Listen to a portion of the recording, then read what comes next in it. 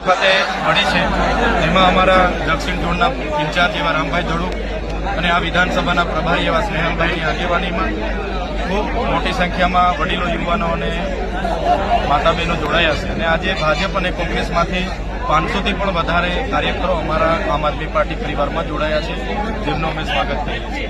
ત્યારે આપે સૌએ જોયું હશે, આજે ગુજરાતમાં કોઈ સરકાર નથી ચાલતી, આજે ગુજરાતમાં સર્કસ ચાલે છે।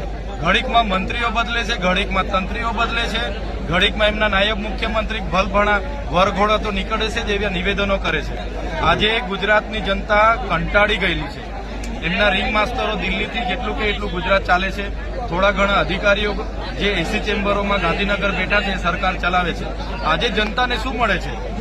આજે જનતા પહેલા આધાર કાર્ડો માટે લાઈનો પર હતી, રેશન કાર્ડના કેવાયસી માટે લાઈનો પર હતી, ખેડૂતોના રજીસ્ટર માટે લાઈન પર હતી અને આજે એસઆઈઆર માટે લાઈનો પર છે। નોટબંધીઓમાં લાઈનો હતી, કોરોનામાં ઘરમાં હતા। તો જનતા તો એટલી બધી ત્રાસી ગઈ છે આ સરકારથી કે આ સરકાર એક સર્કસ ચાલતું હોય એવું બધું પ્રદર્શન કરી રહી છે। માત્ર પોલીસ અને એમના અધિકારીઓથી ગુજરાતમાં રાજ ચાલે છે, જે આવનારા દિવસોમાં અમે ચલાવવાના નથી। આદિવાસી સમાજ હોય, માઇનોરિટી હોય, એસસી કે ઓબીસી સમાજ હોય, જ્યારે પણ દેશને જરૂર પડી આઝાદીમાં પણ અમારા પૂર્વજો લડ્યા છે।